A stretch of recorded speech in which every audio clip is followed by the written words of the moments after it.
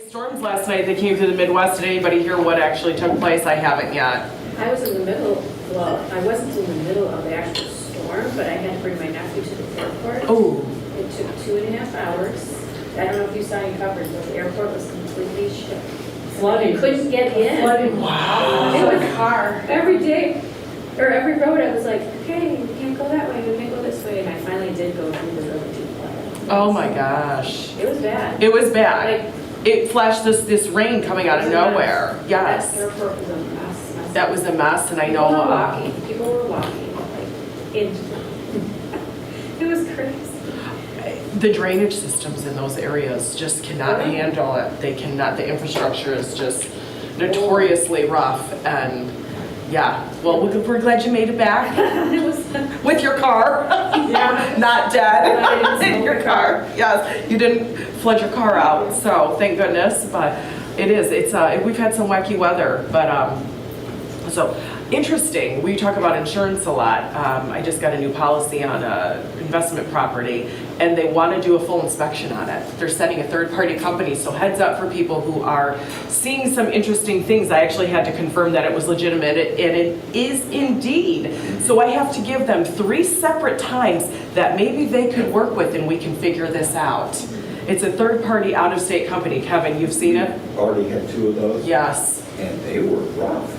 Are they? Oh, Great. God, Looking yeah. forward to it. Loose handrails on decks, not Wow. missing, just loose. Wow. And they wrote up 12 items on one and 9 items on the other.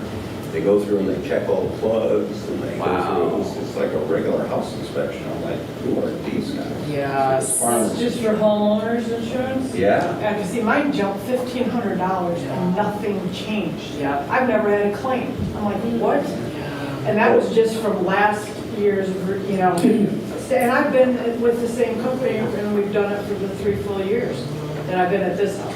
It's I saw another head. It's getting interest. Insurance is getting interesting. I was just gonna say, with my investment properties, we've had stringent inspections 5 years ago. Oh yeah, this was Yeah, my so- first time around. But with Yeah. investment properties, they're very stringent, they're These stringent are, there. these are homes. Right, well, I'm just Yeah. saying that, but to Nicole's point, she was Yeah. talking about investment properties. Yeah, it's the first time, and I just got new policies on a bunch of them. It's the first time it's happened. So it is. You get they send you an email and say, hey, we want to set up an inspection. Kevin, do they not insure you until those items are corrected? Correct.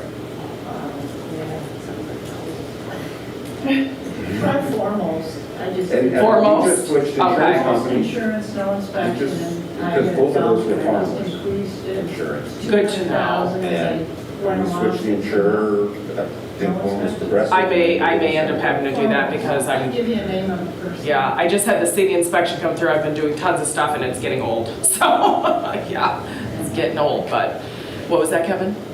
I was answering his question, which was, both of those were farmers. Okay. And one of them decided to want a really long list that was silly. Mm-hmm. We just switched to progressive, and it was actually less money, and they didn't ask for an inspection. Wow. So, Something to and think when I say about. we, I mean my buyer did. Mhm. And, because I had to meet the person at the house, it was Yeah. not friendly. Yeah. You know, I'm like, why are you doing this? Yes. They're losing money. Yeah, they're losing money left and right. It's definitely a new thing. I'm like, oh, It this is. fun. Yeah, it should be interesting. So I'll keep you posted on how that goes. Yeah. For Which those one do who. you have? This was through Citizens, I think. No, he was through Hanover, so it was auto owners. Okay. Because I run through Citizens and auto owners typically. I'm gonna be switching everything Yeah. again. It was a surprise though, because I just got a different one and I didn't have that happen. So it was just out of the blue. Interesting. So things to watch out for when you're talking to your clients, that this could happen, right? Because the next thing you know, they're going to tell you they want X, Y, and Z done. So. We had a client buying a house that was pre-1900, Mm-hmm. and he could not get insurance at all. We went to 11 different insurance Yes. companies on his behalf, and he did Yes. his own research, and nobody would insure it. And a lot of the companies came back saying that they have a cutoff date of like 1938, Yes. whatever the year. it's like 1930 something, they weren't doing. This is becoming I'm a like, oh my gosh, like, popular. my first house downtown Howell's, late 1800s, I mean, how do you get insurance? Like, it must take a lot of time, which, the point, we talk about all the time, start researching your insurance early, because it's becoming a big This problem. is that is becoming a very common scenario very quickly about these older homes, is they have cutoff ages now. There's in Florida right now, and this is not the same type, but the larger homes that they can't get insurance on because of storm areas or this or that, the multi-million-dollar properties, there is a drastic increase. They're opting for the forced insurance because they have to there has to be a policy and they're willing to pay for it because they're either underinsured with regular or can get no insurance at all. So you might see some of this stuff taking place, unfortunately, with especially those older homes, is the forced Our insurance. house in Florida is a small little 1,500 square foot house, but we're within a quarter mile of the ocean. And our insurance went from like 1,200 to almost 10,000. Yes. And so, of course, I shopped it around a couple million places, which a lot of places don't insure Florida Yeah. anymore. And then, because our roof was turning 15 years old in that renewal year, that's like their cutoff. So it made more sense for us to get a new roof to help other insurance companies insure us. We got it down to about 4,000. Jeez, big difference. Yeah, so we figured you pay the $5,000 difference, $6,500 insurance, and our roof costs 14 grand, so it's paying for itself. It does pay for itself. Yep, you're dealing with it one way or another. At least put the roof on and be done with it. Margaret. My house, we got a new roof based on hail damage, and we had citizens. And of course, like a year and a half before, we had water damage from our basement that flooded. Well, they dropped us. And so we got a new roof, and our roof was very, very expensive, but now we have to pay like $15,000 a year for Oh my goodness. homeowners insurance. So Zach is like, well, you have a couple more years, and then you'll get it down. But that's through Zach. I mean, he's looked. Right. Yeah, he's looked everywhere, I'm sure. It is pretty crazy, so just make sure to we'll keep reminding you, like we keep doing, have these insurance conversations with your buyers, because it is a hurdle. It is becoming a bigger hurdle, and if you start the conversation earlier, you will be able to get to the closing table more efficiently, because insurance is becoming a hindrance with some of these that we're seeing. So just food for thought, real life lessons, and we can bring them to you and make sure that you're having the conversations. It's very important to have these conversations. All right. Training calendar, we'll have an August one coming up for you, but again, it's going to look very similar to where we're doing the Mondays and Tuesdays here with Rebecca. And then also we have a schedule up, you'll see upstairs, of Remix, coming from Remix training, which is really great. It's systematic, how to do certain things and dive deeper into the systems and their programs. So that is something to definitely look into. Most of it is very free. So they're great courses. We highly recommend you doing them, and we will go through them with you if you want some guidance on that.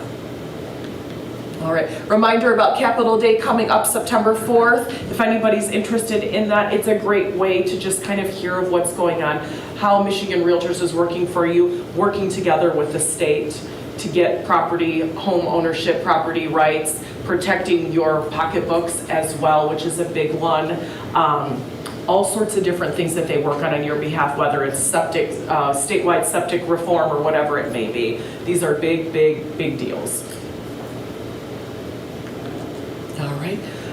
Casino night, fall sales conference. Has anybody registered?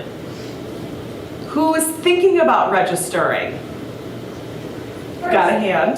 Got it up.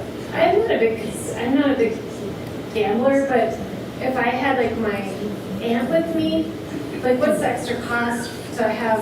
I know it doesn't. It says that there at the bottom. It says. Yeah, that's just a full. So I'd have to get further onto the screen or onto the next page, which is Because not I on tried here. I looked, but it didn't say anything. I mean, you had to, because I clicked, the registration, it says click here for, and I looked, I was playing around with Okay. it last night, but it doesn't say. I was just curious, like, what, Yeah, the only thing it says here is spouse, partner, guest ticket options additional and available during online registration. So you might have to actually go through the process and get to that point. I don't know if you went that far or not. no, Okay. I wanted just to see. And then I think you'll have to actually start registering. You don't have to complete it, but you have to start the process. That's typically the way it works with going through. It will be a ton of fun. We will have a decent group going. If you're at all considering it, this is a great opportunity to get your feet wet or just come and enjoy the time, network a little bit, build some rapport with other agents. This is how you make your referral partners. Everybody's having a great time. You're all there for the same cause. You're there with your own people who bleed red, white, and blue, red over white over blue, and you get to learn more about who we are as RE/MAX in your region and what they do for you and pour into you at this conference. The speakers are always wonderful. And that's continuing, right? And there are continuing ed courses, correct? Yes. All right, convention is coming up. We talked about it last week. It's also in Grand Rapids, October 8th through 10th. Joe, mark your calendar for that one. The Michigan Realtors Convention. Always a great time, a great way to network with agents from all over the state of all different brands, all different brokerages, and get a ton poured into you. Get all your CE if you need your CE. If you didn't do it last week, we will be holding another class though. Who enjoyed Con Ed last week? We tried to make it as easy as possible. Wonderful. Good. Good. It was a good time. It was fun. Food was good. Good people. Bill did a wonderful job. He's on vacation this week. If you need him, come find me. And if you need title resources, go down there. He brings some nice context to the lessons. Yes, he does. There's a lot of real life lessons in there. Color commentaries. Yes. Make it nice. Yes, there's definitely some healthy banter that takes place and such. Where's Sheila? Sheila had to step. Oh, there she is. Yeah, Joe was on point last week per usual. Yes. Most definitely. Get your appointment scheduled with Lisa. Her schedule is filling up relatively quickly. She does not have a whole lot of openings, so you want to pre-schedule those out. She is ready and willing, and if you can't find an opening that you're looking for, reach out to her because she often has cancellations, and she'll slide you right in, and it works very well. All right, real comp. Reminder, early August. System's fully gone. Get everything you need out of it. We're doing our parts. We're making sure our forms, we've audited everything again for the umpteenth time. Just made new forms, submitted new forms. Rebecca's working hard on that. All our staff is working hard on that to make sure everything that we need is in there. We had to redesign a few things just to get you some better space on the addendum and such. So you will be fully immersed in early August and lose anything in that old system. Kevin? I would suggest we send out a blast to all our agents. We will. To double check that they can see the RE/MAX form. Yes. Because if you go in, a lot of people, they have to actually flip a switch to see your forms. A lot of times you don't. Gotcha. So if you ever have a hard Until time. RE/MAX gone and then go, oh, I can't see the RE/MAX forms. Yeah. It's going to be a week before they turn it Yes. on. So please go into the new system. Please see that you can access the RE/MAX brokerage forms. Okay, that's very important because scrambling at the last moment to do it's going to put a lot of pressure on people. We would prefer to get some of that taken care of sooner than later, not prefer, we want to get that taken care of sooner than later. If you are unable to access the brokerage forms for some reason, there has been some issues with that from the other end that we cannot verify until someone tells us that you can't access them. All right, so you'll be able to see other forms, but you will not see the RE/MAX forms. So if you have not gone into this system, I'm begging you to go into the system. Please, please don't call us the moment this old system is shut off and say, I can't get anything, because you'll be one of many that might be doing this, and we will be scrambling to get you what you need when you need it, because you know you're always under fire when you need it. Margaret? So like, what is our to-do? So if we have like a current transaction right now, that will... It will not transfer into, if you're working in RE/MAX on a current transaction, it will not auto-transfer for you. Now, if your completed transactions, all that documentation, we have that, have you guys saved that? We have we have office files. Yeah. So we have transaction files. So if it is a closed transaction, we have that information. And I have However, it, so- there are sometimes versions of things or Yeah. edits or whatever that sometimes you have to go back and get, or you'll say, hey, I need this right now. Oh, the office is closed. It's Sunday at, 7:30 in the morning. How am I gonna get what I need? So these are things to think about, all right? How did I write that addendum? But obviously you should have, there's probably some version in an email that you have. There's probably some way, shape, or form, it's somewhere that you can access it. You just can't rely on us to be able to get it to you at the moment that you need it, all right? Kevin? People having an easier time downloading that stuff from Remind? It's been a little wonky, but for the most part, it has been. Did you try again after that last? No. Okay, try again and see how it goes. I've been trying for 2 days, I can't get a single thing done. Have you called them by chance? No. Not that you have time to, but. It's not unusual for me to wake up 2 in the morning, I'll go try that. Right. I don't know if it's the massive amount of people downloading at the same time or what the issues may be. It could be, obviously, it's an issue somewhere through Remind. So Yeah. try to get whatever you can out. If you need to download them one by one, if that's the worst case scenario, get them out. But get what you need, because it will be not, you will not be, I can't stress it enough. This transition is not like the last one. You will not be able to go back and get it. I can still see stuff from transaction desk, Correct. from all those years. Correct. It will not be like that. Yes, that will not be remaining in there like that. So just, please don't call me at 5:59 on a Friday night panicked that you can't get what you need. Please, I'll do what I can for you. However, you have a lot of time to get prepared for this, okay? You got about another, well, no, you have about a week and a half. A week. So, yeah, you got a week and a half. So it's now. Now is the time to finish it. Figure out what you need. Figure out if something's wrong. Figure out if you have questions. Figure the system out. You have to be able to operate in the system. Okay? There's nothing worse than you being under pressure. Saturday night, writing an offer because your buyer just saw something and has multiple offers and you need to have it in by Sunday at noon and you don't know how to operate. And believe me, I get these calls often. You have to be able to limp your way through in the worst case scenario. All right? You have to. We are not your tech support, but we will help you as much as we can. You've got to learn this stuff, okay? August 4th, and the process needs to be completed by Monday, August 4th. It's not a Friday, it's a Monday, which isn't the best in the brain. Monday, August 4th. You have a week, basically. Get it all out. That's all you got. All right. So, did anybody see the security alert? This is not a scam one. This is a different one. So, Cotality, just like other operating platforms, they block certain VPNs coming through, and Brent can talk about this more if he wants to. But so if you take a trip to the Philippines, you will not be able to access your system. All right. So if you are out of the country and you're going to be working remotely, this is something you do need to check, and this is across any platform. Things get blocked for security reasons. So if you look, they do have a list that you can check to see if you are traveling, and there's a lot of Asian and Middle Eastern countries typically, and African. So you have to look and see if you're traveling to any of these overseas, which people do. People go to these places all the time. You will not be able to operate on those platforms. Brett, do you have anything to say about that? No. Everybody that asks when they go, same thing. You're gonna pretty much have to use a VPN for a lot of your services to be able to access them because they block countries.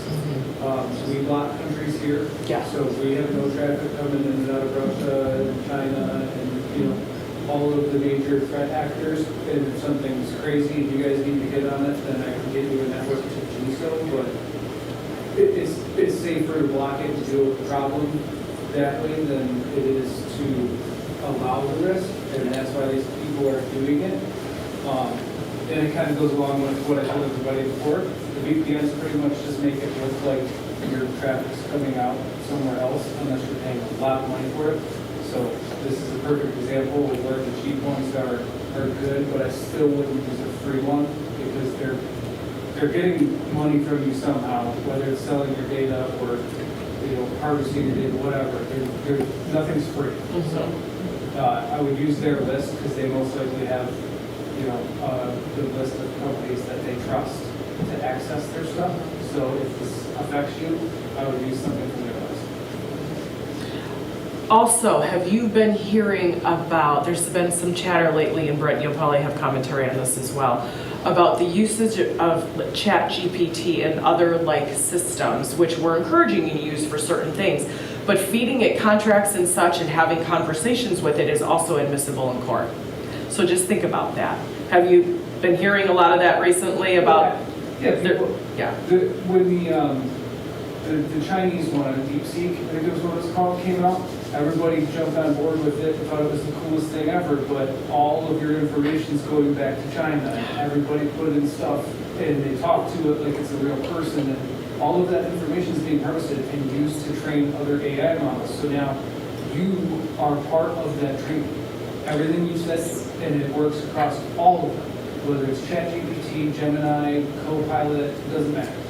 They're all using each other's data, and everything that you put into it, just like they always say, if you put it on the internet, it's never going away. Same thing with these AI assistants, it's never going away. We are highly encouraging you to use it as a tool, but it should not be your main platforms. You need to use your brain. They're actually doing studies on how your brains are not functioning when you're fully using AI products. Imagine that concept. The brain activity has gone down tremendously with people who use it continuously. There are studies done where they can actually see how it's being used. So use your beautiful brains. All right, use it as a tool. It can be an assist. It can be what it is. We always recommend you using it. You have to embrace it, but we need you to use your brains as well. You need you to use your brains. All right. Remember our recruiting incentive. If you have done a transaction with somebody that you think is amazing, or somebody who maybe you think, man, they could be really good, we could help them a lot here. Bring them on in. Introduce them to us. We're happy to make it a win-win situation for all of us and keep moving forward with that. All right. Sidekick, as we're talking about AI, we encourage you to use it for what its use is for. Don't put your personal information in it, right? You don't want to put out more than, it's just like Facebook, it's just like any other platform. Caution what you feed things, all right? Miss Rebecca, she is upstairs currently. Oh no, she's in the corner over here. You moved the side. I did. You threw me off. You are fully booked out today, I believe. I'm booked out until about 3 p.m. 3 p.m. today? Okay. If anybody needs anything, she's here for us. She'll be at different sites the rest of the week. What's your schedule? Tomorrow is Wednesday, so you're in Ann Arbor, and then Thursday in Fenton, correct? And then I'll be back here on Friday. Perfect. If you need, you can always find her at a different office. You can always go to a different office. You could always set up some sort of a Teams or a Zoom platform to have a meeting with her if you need it. You can do some screen sharing, whatever it may be. She is here to help us. Please schedule if you need it. Miss Tanya. Nothing too eventful, just because I heard from Chris this morning that Agnes has a client purchasing a manufactured home, and I've had some inquiries on specific manufactured homes, people looking at lower price ranges. It's becoming a little more prominent, and we're getting the questions on them. So if you're listing one, or even if you're the buyer's agent, just recall the date that the rules came out for the manufacturing of them. They have to be newer than June 15th, 1976 constructed, and then there's two pertinent things they need to have, and that's that data plate, that little metal plate, as well as the certificate that tells you about the building performance. If you have a buyer, if you have a seller and you're listing one of those, you might want to have that conversation with them. If you're not sure what to ask them, I can send you the website so you can see the pictures of the two items that you specifically need. So if it's a double wide, you have two plates, and if it's a single wide, you have one plate. A lot of people renovate properties, they take out the cabinets, which has a certificate in it. That's important. If they keep it, they may have to order one. It's $75, takes a week, so. Stuff you have to think about. Yeah. And we are seeing more of them. We are seeing more of those sales. Yeah. Yep, especially the ones on larger pieces of property and such. It's very, very important. There is a process to it. It's not just a slam dunk. There are parameters. But they're still financing 5% down conventional or FHA. Which is great. It's really great. What's the year cutoff for them? June 15th, 1976. 1976. Thank you. All right. We're going to cruise through today. Anybody using it that wasn't using it, at least adopt some new members. It's not, despite what you've been hearing at meetings, the system works very well and does what it's supposed to do. Okay? Mr. Bill is on vacation, like I said. If you need anything, you can see Andrew or Dawn or any of the other representatives up there for you.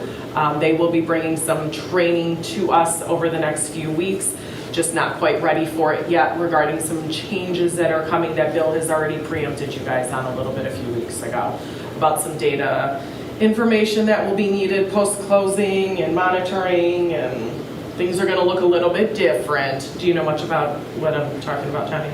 Yeah, so it's a little cumbersome. We're not thrilled, but we'll get to that another time. All right. If you wouldn't mind clicking on that for me, thank you. And it's not the type of referral you're thinking. Has anybody watched this one? Okay, sorry for the repeat. It's okay. It's a quick one. It's good.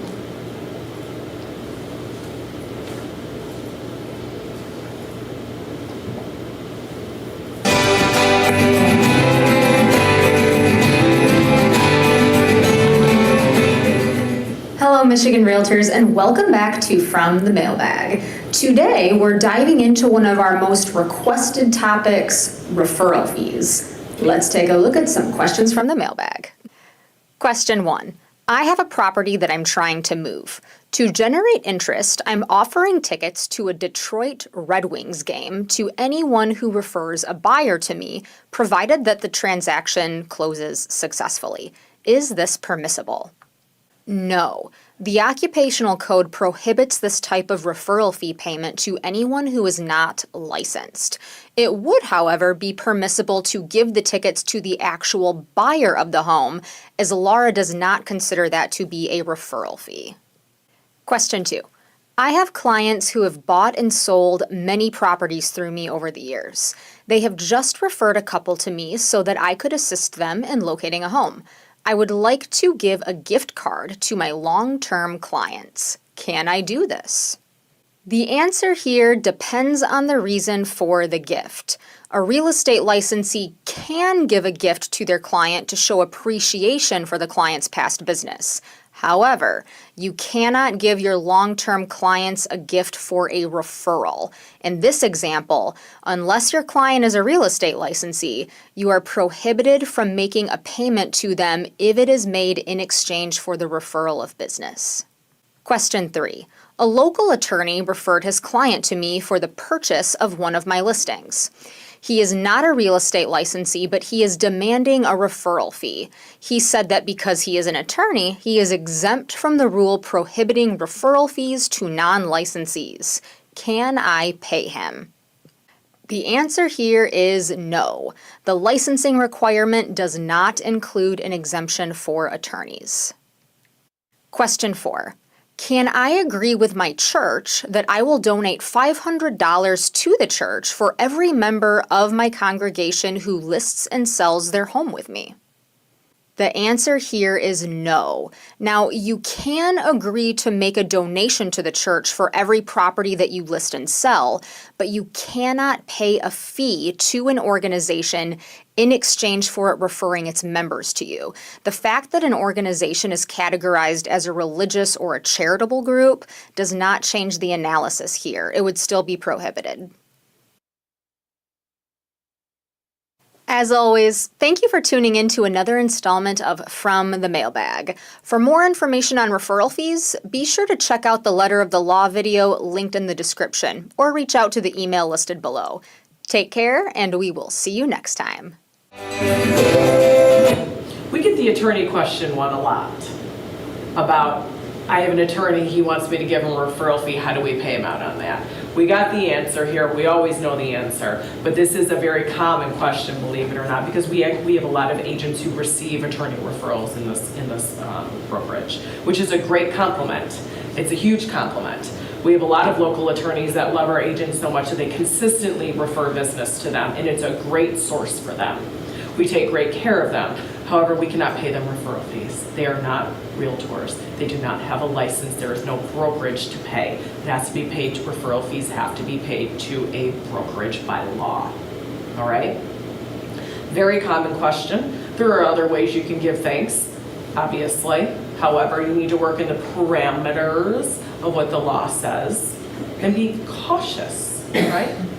just a little reminder because these questions come up consistently. And this was a great topic to, or great time to go over that one. Any questions on those types of, that scenario, those scenarios? Obviously, you like to say thank you for people referring you for things.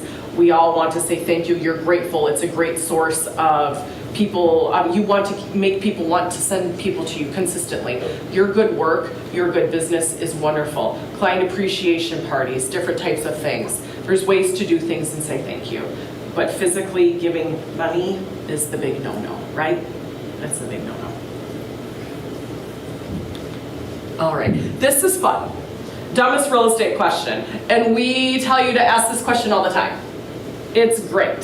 So you're gonna be caught off guard by it. We're gonna laugh about it and then we're gonna talk about it. Brett, if you would hit this, please. Let me tell you the dumbest question in real estate. Are you working with an agent? This is a question that's traditionally asked by realtors to potential buyers at open houses when leads come in, all of these things to make sure they're not working with an agent. But it's also a demonstration of what I call Communication 101. Communication 101 says it's not what you say that matters, it's what people hear. That's all that matters. And when you ask the question, are you working with an agent, most buyers are thinking, that's all I have to do is just say no. When really what you need to do is ask a better question. And the better question is, do you have anybody sending you good deals? That's a completely different psychological response because now you're going to get a more honest answer because they're thinking, do you have access to properties I don't have access to? And now they'll say something like, if they're not being represented, well, my wife's sister is sending me properties and such, but we don't have anything signed with her. Why? Do you have access to properties I don't have? And now you've extended the conversation. If you want to get better answers, ask better questions and stop asking people if they're working with an agent. Let me tell you the dumbest question in real estate. When I found this, I laughed because I'm like, this is what we tell you to say every day. But this is a complete different mind shift on how you extract what you're trying to get out of somebody, right? We're always trying to bring ways to invoke conversation and get the information you need in a conversation versus running down your checklist, right? That's the difference between Mike Ferry and Tom Ferry. Aggressive versus conversation. Verl Workman versus Floyd. All sorts of different styles. But what do most people react better to? Conversation. So when you ask, do you have anybody sending you good deals, their ears perk up. What's a good deal? No, no one's sending me good deals. Do you have good deals that I'm not getting? It's the perfect segue to getting what you're looking for. I giggled so hard when I did because what do I always tell you? Are they working with an agent? Did you ask them if they're working with an agent? Are they a contract with anybody? We could go on about this for hours. But this is a complete different shift in how you are getting what you need, right? I challenge you to use that the next conversation you have with a new client or prospective client and see if you get more of what you're looking for. Because what typically happens when you ask that question? I know when I ask the question, are you working with a realtor? They'll say yes or no, and then you say, well, are you sure you haven't signed any contract? Do you have a copy of the forms that you may have signed previously when you went and looked at a house and made an offer and you don't think that you have a buyer agency contract? You go through all these things, right? You want to look at their stuff, make sure there's not something that could get you sued or get you in an arbitration or get them sued, right? So it's a different way to look at it because if there's somebody sending them good deals or whatever it may be, there could be some history there. There could be something that they don't always remember. There could be a little bit more honesty than what you may have received previously if you went the other direction. What did you think when you heard this? Wake up, people. We'll make you stand up and jump up and down. It should make your mind go, oh, what a great way to do it. Because we do, we just rattle down our normal protocols and try to get what we need, and then you ask them 3,000 different ways and hopes you get the right answer. You do, you ask, we all know we ask multiple ways. You don't just take the first answer for Bible, right? Because you're not sure. We start analyzing it through. Margaret. I tend, when I go to open houses and stuff, I mean, if you do that, they're gonna automatically say no. Right. But it is just about personality and letting them know that you're human, they're human, and just getting a conversation going, and then when they're let with Their guard down. yeah, Yes. then it's. But yeah, Yes. that's really clever. People are very guarded when they first meet someone in that type of a setting. It's natural that you're guarded. Everybody's trying to get something from somebody. How many telemarketing calls do you get a day? Every time you look at your phone, mass majority of them, I hate to say it, out-of-state telemarketing calls. It's atrocious. Your data is being sold everywhere. Everywhere. It's the biggest business in the whole world is data. That's a fact, and we all know it, unfortunately. Your data makes people a lot of money. A lot of money. Again, caution what you put on the internet, right? You'll see some people are more private than others. So invite conversation. Do what you need to do to get what you have. Build the rapport that you need with people. Right? You guys are all so tired today. I mean, just a quick comment. Yes. So, I mean, that really is a demonstration of the classic trying to avoid the yes/no question. Yes, correct. Even though or answers, Mhm. even though his question kind of could be yes/no, Yes. it certainly requires a little bit more response Yes. than just a yes or no. It provokes thought from the other person. It's not the question that you would normally hear because they want good deals. Everybody wants a good deal. You don't find somebody that says, can you send me the most overpriced house and I'm going to give them more? No, absolutely not. They want it for the lowest price they can possibly get it because that's what it's their money. They're going to protect their hard-earned money. We all do. Right? If you're looking at the same identical product from one store to the other, you're going to go with the one that's more economical if it's the identical product. You're not going to just pay more, or most people won't. You won't just openly and willingly pay more for something when you know you can pivot to the right and find it for $10 less or $100,000 less or whatever it may be. So stuff to think about. Michael, you wanted to share something. Yeah, so I was writing an offer yesterday, and it's to an agent and on a property that's on the west side of the state. And the agent asked me if I was going to be using their purchase agreement, and I really hadn't thought of that. It's a West Michigan Regional Purchase Agreement, is the title of it. I sent it to you, I looked it over, read it. I didn't get it from him last night when I was in the middle of reading it, so I didn't see it till this morning. I'm just curious if anyone else has ever been asked by someone to use their purchase agreement and what people's thoughts may be on that. And we are writing a contingent offer on the sale of Nightline Zone. So when I read through it, there are some things that aren't, that are a little more, I don't want to say clear. I didn't like it at first because I like our stuff. So I'm always a little resistant when I read other people's stuff. But after reading it, and he said it did come from Remax, and they made some changes to it. So I don't hate it. And I did spell one of the seller's name, and I put an E instead of an A. And so I either have to, we change it by hand, so I either have to make some adjustments on that if I want to clean that up anyway before I send it over. That's my question that people hear is, have they ever been asked that? It is not uncommon to have it come out of Lansing area, Ingham County. They will sometimes just automatically send it and say, write it on this purchase agreement, please. You don't have to, you're not forced to.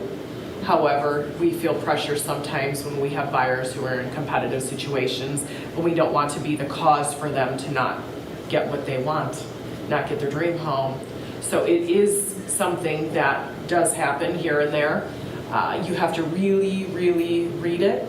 You need to really, really read it, and we encourage you obviously always to use our forms because we know our forms, but sometimes you really don't have an option, so.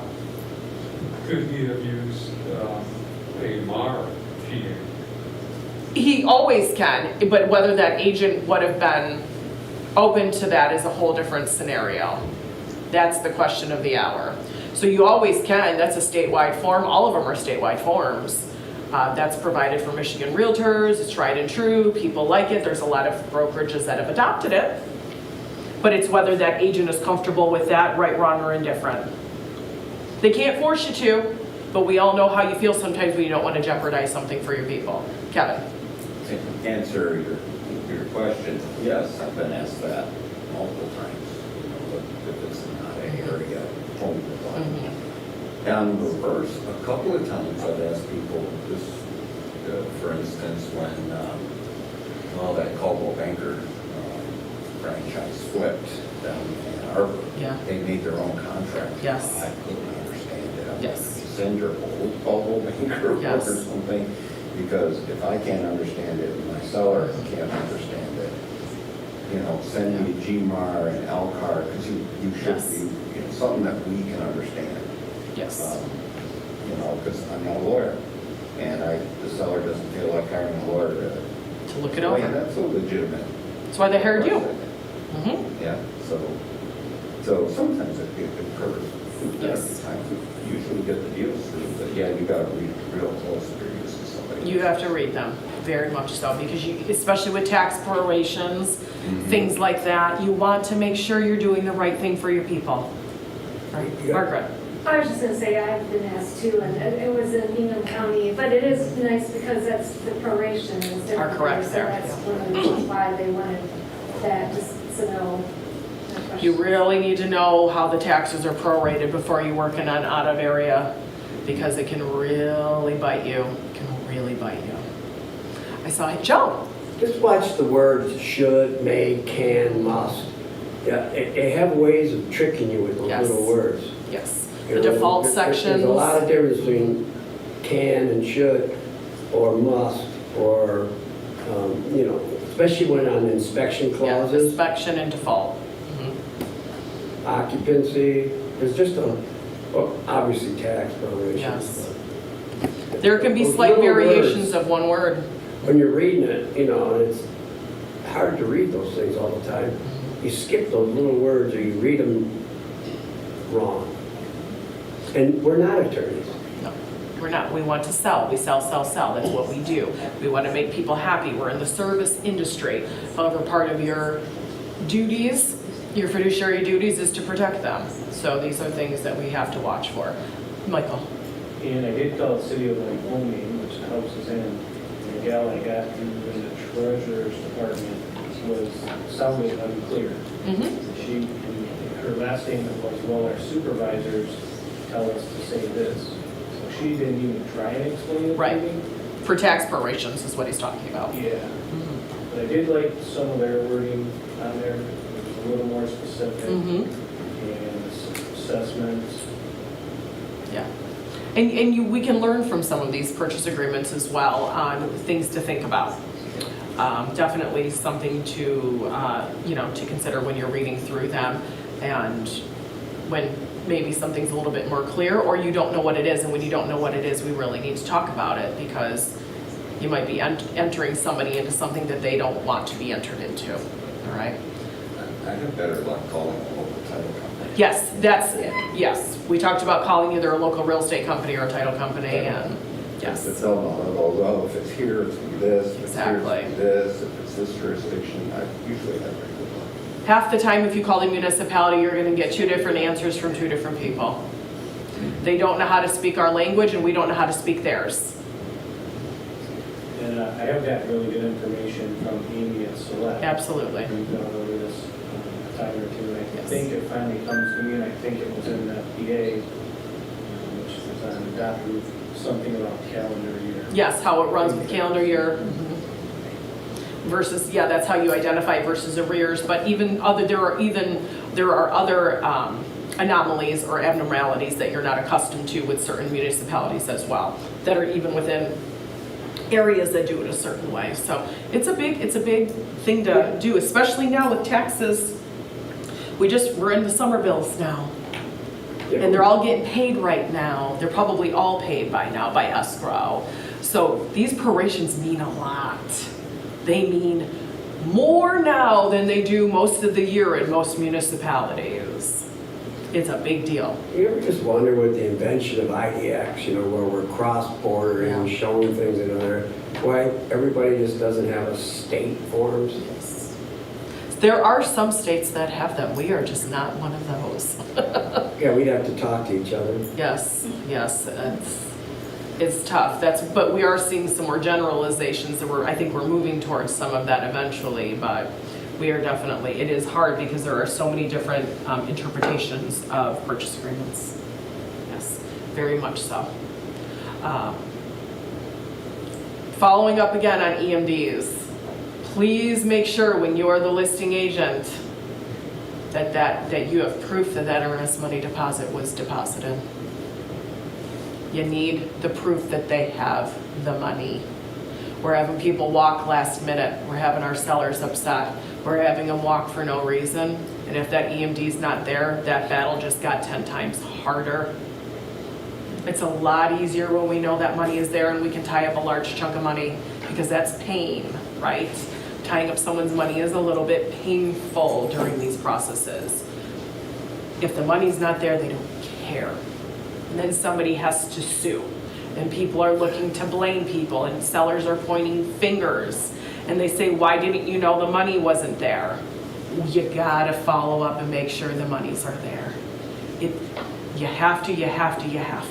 As an agent, you're exposed to a lot more liability than you think you are. Yes. By not checking to see if the deposit got deposited, because you said it would be there. Yes. And then you never said it wasn't. Yes. And it doesn't take a very smart attorney to throw it right on your lap. Yes. And they will. They automatically will point a finger at you first. It's nature, unfortunately. You are the person who wrote the contract. You're supposed to be you are the fiduciary. You're not supposed to be, you are. And you work on behalf of your client. Kevin. So for Teresa and I, back different brokerage, let's go back up, we had, we're the listing agent. The buyer disappeared. Buyer's agent never properly collected the EMD. Judge said Kevin and Teresa pay. We're the list agent. Yeah, which He didn't makes, make yeah. the list, he didn't make the buyer's agent pay. Which is He didn't bizarre. make the buyer's broker who's supposed to collect it pay. It doesn't He sound made right. Kevin and Teresa pay. And sometimes judges don't understand. Wow. And this was during COVID and everything had to be done via Zoom and everything. Well, it was $3,000. Teresa and I just took the bump and said, just pay. Well, I guess the judge was thinking you're the fiduciary to the seller, and it was your responsibility to follow up and make sure your seller was protected for that money. Yeah, and he was, but we had copies of alleged checks. She just never submitted it. Wow. How nice.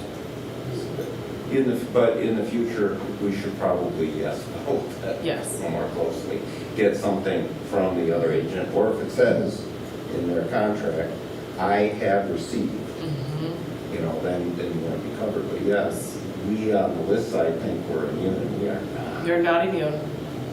We are not I immune. still don't understand why the buyer's agent didn't have to pay. I almost think that you would have had to have sued the buyer, the Yeah, we just, brokerage. so it was $3,000. They did a lot of work with us. Right. You take the- Sometimes you take one in the chin. Yeah, I think what happens Unfortunately. there is the judge dumps it on you, and then you could have, as a listing agent, turned around and countersued the buyer's agent Yeah.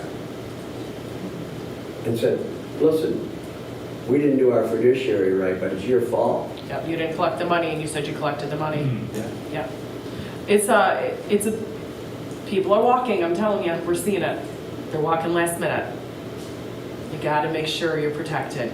You gotta watch your timelines. You gotta make sure your inspection timelines are good, right? We know what you're going through again right now, Sheila. Yeah. As a listing agent, when you see, because we do this all the time too, I just happened to hit, you see the check, you Yes. see the copy of it. and You assume know it's it. fine. So Yeah. what, do we have something for somebody to sign to say that they deposited it? Or- Typically, what can happen is you'll call the brokerage and ask, a way to verify it is, have you received an earnest money deposit for X, Y, and Z? You'll get the truth that way. In writing. You could get it in writing, Yeah, you can just over send the an phone, email. Anybody's gonna say, yeah, we received it, but they could Right. be looking at a copy of it too. You could ask for a receipt from the brokerage, like we provide receipts to lenders. To me, that's actually it I right get a there. receipt from you guys. Right. But I don't ever get a receipt from the other. You could ask Correct. for it. Yeah, you could ask for a receipt from the brokerage, because every lender typically needs proof that it was collected. So it's a very common practice for receipts to be given or proof of something to be, proof of I just deposit. want to say this to you. I promised to pay you 10 grand within a week. Put it in writing. Whatever you do, don't follow up with that. Kevin, No, I was just gonna say, I think even sending the email would have Yes. given us more cover, yes, right? If we had sent Well, the we gave email, you cover. please confirm that you Received have the earnest received the money, EMD yeah. and have deposited. Just something for the other agent Right. would have been something I would have been Received able and to give the deposit, judge, you hey, need that- both, you need I'm both, not it the goes back cops. to your wording, you can't just say received, you Right. have to say deposit. deposited, yes, this earnest money deposit has been deposited, yeah, yeah. Just send the email. Because not every accounting group is as tight as ours. Correct. Let me tell ya, most aren't. Most are not. Most are not. We have all lived at brokerages that have seen different things. Most are not nearly. So when you're like, oh, I got another email from Central and they're asking for things, there's a reason. Because we will always keep you compliant. You want to be compliant, I think our central office is the best there is. by far. Yeah, Thank you for we're saying gonna- that. and Candace is gonna retire this year. And she is so anal. I mean, I just love her. She drives me up a wall to show Mr. Trick. But the good news is we got the right people stepping Yes. in to replace her. Everything is And working. Everybody has a right sooner or later in life to retire. Yes, it's great for her, actually. But just please follow the trail. Make sure you have what you need. It's okay to be the pest that asks for things and is diligent and compliant. It's not cool to not be compliant, right? Be the thorn in the side if you need to be. Do what you need to do, but get your proof as much as you can. And if you can't get it, keep those paper trails going to show that you're attempting to get what you need. And when you don't have what you need, you start raising flags. You have to raise those flags a lot quicker than what most people do. If they're not providing what you need, there's typically a reason, and it needs to be followed up with. All right, we don't want a scenario where you're bid for $1,500, whatever it may be. EMDs get very big, 10 grand, 20 grand. We're sitting on different ones. There's a lot of large earnest money deposits that are made. You know, I've been saying for a long time, this is how we justify our commission. It's like, it's not that hard to put a buyer and a seller together, but Right. not everyone can get it to a closing table. Correct. It's all these little nuances that protect people that they don't even think about that make you have your value. We all know that not all the money goes to you, and we can say that every day and every night, but the general public doesn't understand that, all right? Show them why you are the professional that needs to be hired. You've got to follow the trails. Because when it bites you, it bites really badly. And they've been biting lately. They're biting because people are not taking contracts seriously for some reason and don't realize that they are completely legally binding and they put their signatures on them and that they are completely bound to following through with the terms on the contract. Watch your timelines. People are not being kind. Sellers are looking for reasons to hold EMD and they want your money and they're mad. Monies get tied up for a long time sometimes. It doesn't feel great as a buyer or a seller, depending on which side you're sitting on. Whether you're the seller who wants the money or the buyer whose monies are being tied wrongfully. And it happens. And then we have the conversation, and it typically takes me getting involved, which I'm happy to do, being the voice of reason to explain why we cannot release the funds. I promise they're safe with us. It's the same spiel. They're safe with us. It's not a spiel, it's the truth. They're safe with us, it's protected. We will not release them to the opposing side. However, we cannot release them to you either because we are escrow officers and we have to abide by laws. We promise the money is safe here though. As soon as all parties agree or a judge tells us what's taking place, we can do what we need to do. But until then, the money is safe. And that's the biggest reassurance we can give them. The money is safe.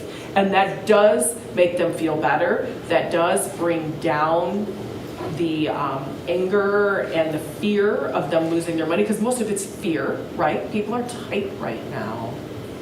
They're very tight.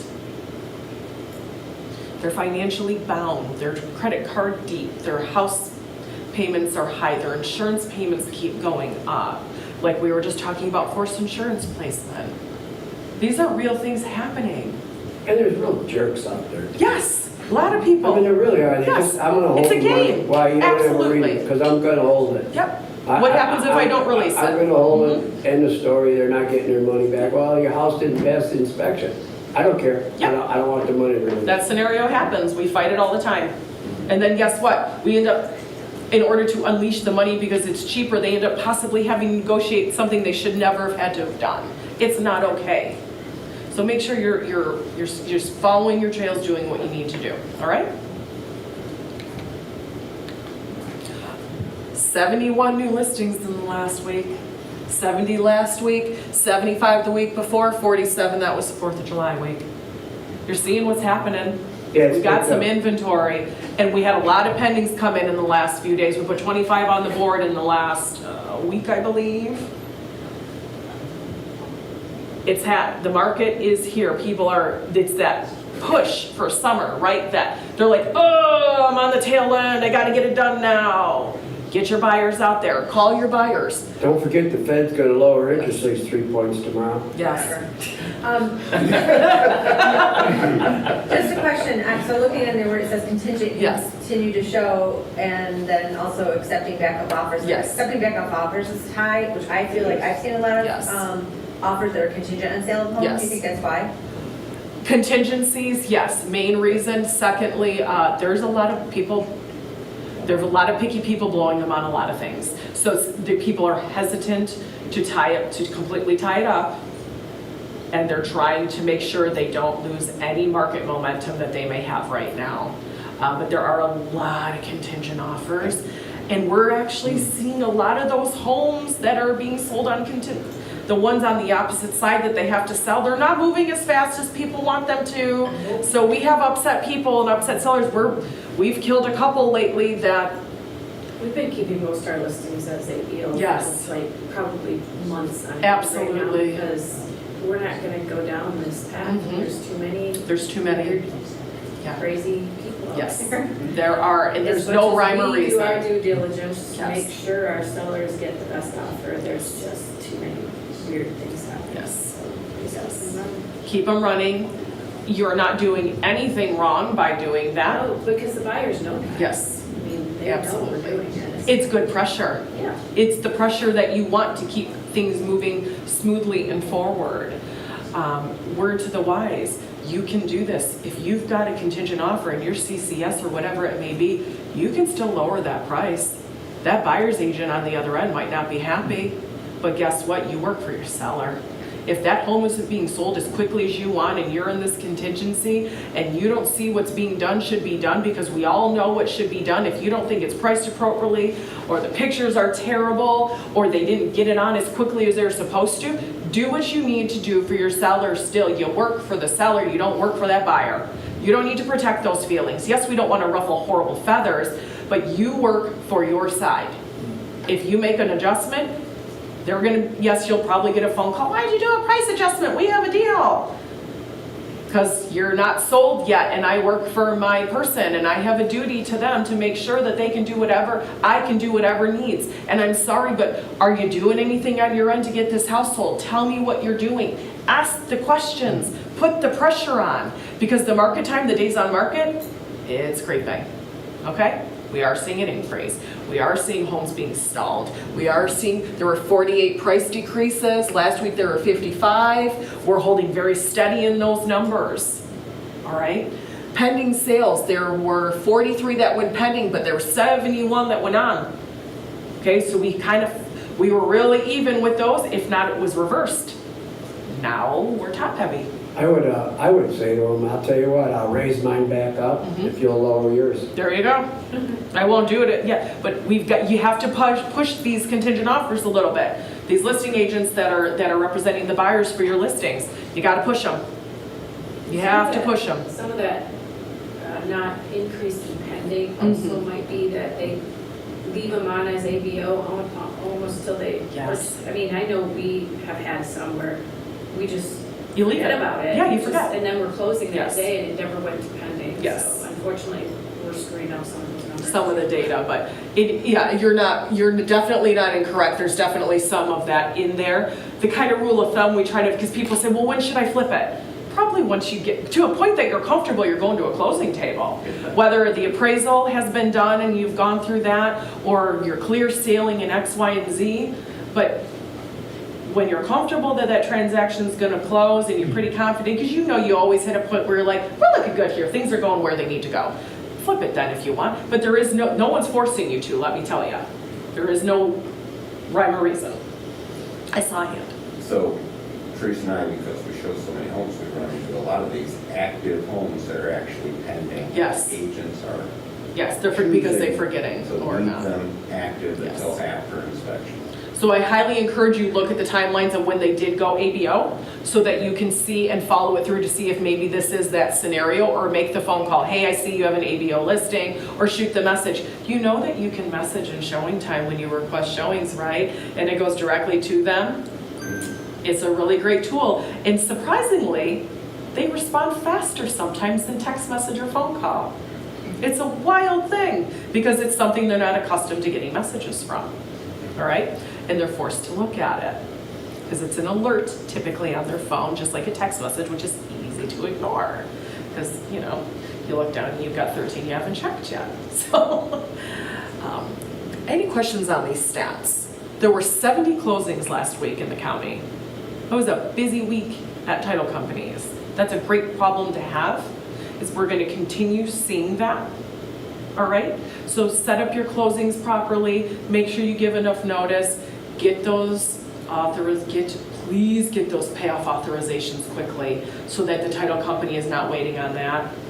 Please, please, please. Some banks take up to 10 days.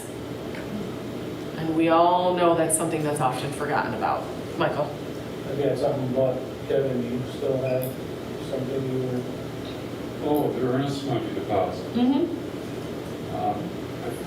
I found out what works best is to require documentation from the buyer's agent's office Yes.